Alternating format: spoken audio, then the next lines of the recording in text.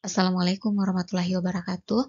Baiklah Bapak Ibu, kita mulai lagi untuk latihan soal P3K untuk persiapan tes tahap kedua di tahun 2025 ini. Ini untuk semua formasi.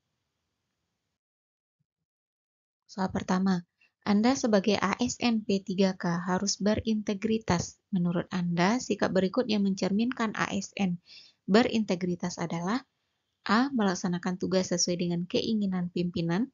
B. Berani melakukan koreksi atau mengambil tindakan atas penyimpangan kode etik. C. Menjalankan perintah berdasarkan arahan. D. Membantu orang lain dalam menyelesaikan tugas-tugas mereka untuk mendukung sasaran tim. Kalau kita lihat di sini, jawaban yang benar itu adalah yang B.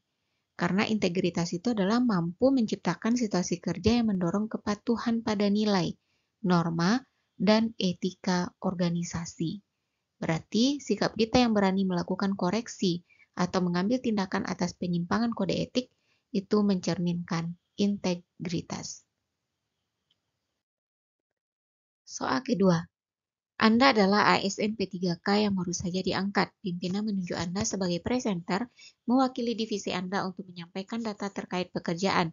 Maka sikap Anda adalah A. Saya bersedia dan menyiapkan materi slide saya seringkas mungkin dan menambahkan dengan teknik komunikasi yang pas saat presentasi.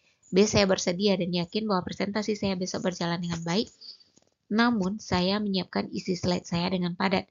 C. Saya bersedia, tetapi biarkan anggota tim saya yang menyiapkan segalanya dan saya yang bertugas dalam presentasi. D. Pasrah dan meyakini besok akan berjalan lancar meskipun tanpa adanya persiapan, karena saya sudah ahli dalam presentasi. Di sini tugas dari atasan kita itu adalah membuat presentasi. Presentasi itu slide-nya harus ringkas dan dijelaskan dengan teknik komunikasi yang pas.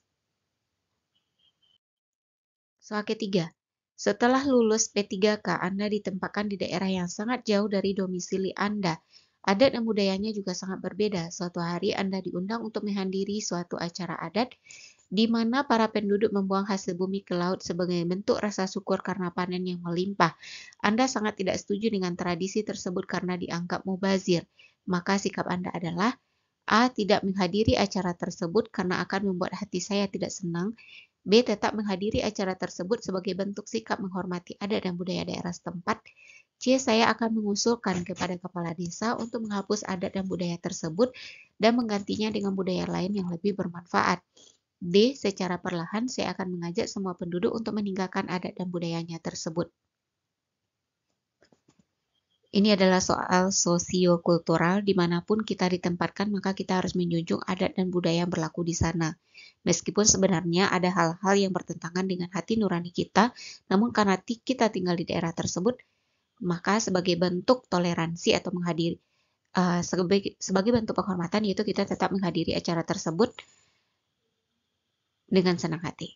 Jawabannya adalah B. Soal keempat. Saat Anda lari pagi di hari Minggu yang cerah, namun dengan tidak sengaja Anda menabrak seseorang sampai terjatuh. Namun Anda sudah meminta maaf dan orang tersebut tidak menerimanya, namun malah memaki Anda dengan sumpah serapah. Maka tindakan yang harus Anda lakukan adalah A. Mengatakan padanya bahwa kemarahan yang ditujukan pada saya itu berlebihan dan tidak pantas. B. Membiarkan saja meskipun saya dipermalukan di muka umum. C. Saya menjaga perasaan saya agar tetap tenang, agar tidak terpancing emosi. D. Saya mengajak orang tersebut ke tempat sepi agar tidak menarik perhatian banyak orang. Nah, di sini sebagai seorang ASN, itu nanti kita diminta untuk bisa mengendalikan emosi apapun perlakuan orang terhadap kita.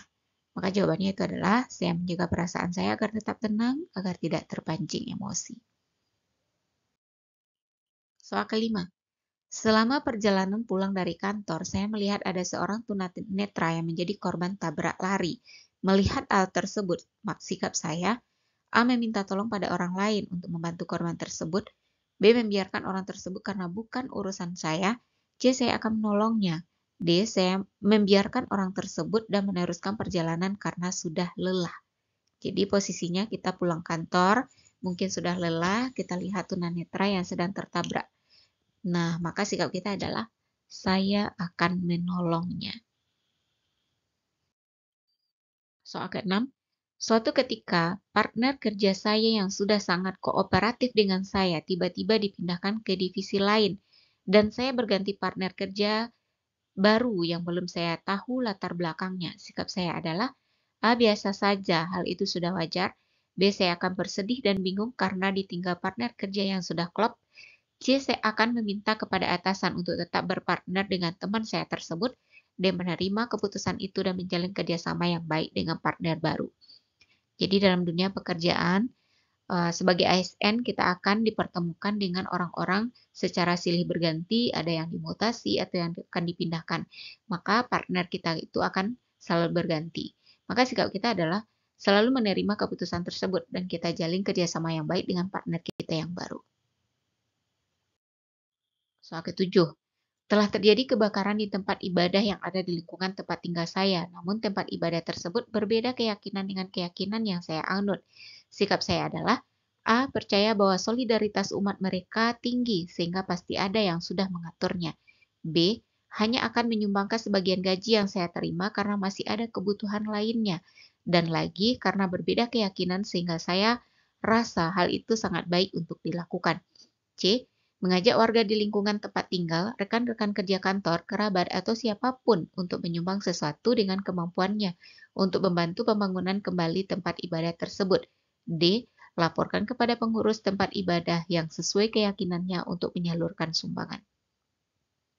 Kita lihat yang A sama yang D itu bukan pilihan jawaban dengan poin yang tertinggi, justru mungkin yang terendah. Kita lihat di sini antara B dengan C. Kalau B hanya akan menyumbangkan sebagian gaji, kita tentu mungkin tidak harus menyumbangkan sebagian gaji untuk pembangunan tempat ibadah. Sebagai bentuk rasa solidaritas kita, mungkin kita bisa mengajak warga sekitar tempat tinggal kita, rekan-rekan kantor untuk menyumbang sesuai kemampuan. Nah, di sini kuncinya yaitu menyumbang sesuai dengan kemampuan. Soal ke-8. Saya sedang duduk di sebuah KRL yang sesak karena jam pulang kerja. Banyak yang berdiri di dalam gerbong tersebut. Tiba-tiba ada seorang ibu hamil yang masuk dan berdiri karena semua tempat duduk telah terisi. Yang saya lakukan adalah A. Langsung berdiri dan menuntun ibu hamil tersebut untuk duduk di tempat duduk saya. B. Menanyakan kepada ibu hamil tersebut apakah mau duduk di tempat duduk saya. C. Menawarkan kursi yang saya duduki untuk ditempati ibu hamil tersebut. D. Membantu mencarikan tempat duduk untuk ibu hamil tersebut. Karena di sini posisinya kita sedang duduk, kemudian ada ibu hamil yang berdiri di samping kita, kita langsung berdiri dan tuntun ibu hamil tersebut untuk duduk. Kalau yang B dengan C itu hanya sekedar menanyakan dan menawarkan, tidak ada tindakan nyata di sana. Kalau yang D justru membantu tempat duduk yang lain, sedangkan posisinya seluruh tempat duduk sudah penuh atau terisi semua. Soal ke-9. Suatu ketika, lingkungan rumah Anda diramaikan karena adanya perselisihan dua warga. Perselisihan tersebut terjadi karena warga A menyetel musik keagamaan yang terlalu keras sehingga mengganggu kenyamanan warga B yang berbeda agama. Saat itu ternyata ketua RT sedang di luar kota untuk beberapa hari. Sikap Anda mengenai permasalahan tersebut adalah A. Mempertemukan warga A dan B dalam forum untuk menyelesaikan permasalahan tersebut. B. Menunggu ketua RT kembali untuk menyelesaikan konflik tersebut. C. Menasehati warga A agar menyetel musik tidak terlalu keras. D. Meminta saran kepada para warga untuk menindaklanjuti penyelesaian konflik.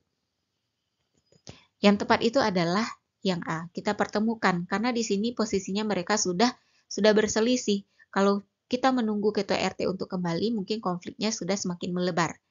Kalau yang C sekedar menasehati, apalagi yang dinasehati adalah satu pihak.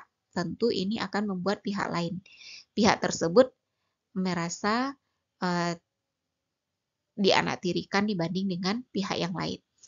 Kalau yang D meminta saran dari para warga, ini juga tepat, namun poinnya yang paling tinggi tetap yang A. Kita pertemukan warga A dengan B. Kemudian dalam forum itu, cari penyelesaian masalahnya. Soal ke-10.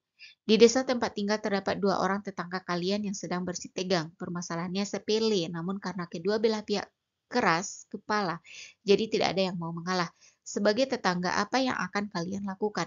A. Melaporkan kejadian tersebut ke pihak berwajib untuk menyelesaikan masalah tersebut. B. Memilih diam saja karena menjaga hubungan Anda dengan tetangga baik-baik saja. Demi menjaga hubungan dengan tetangga baik-baik saja. C. Mempertemukan kedua belah pihak untuk mencari jalan keluar terbaik.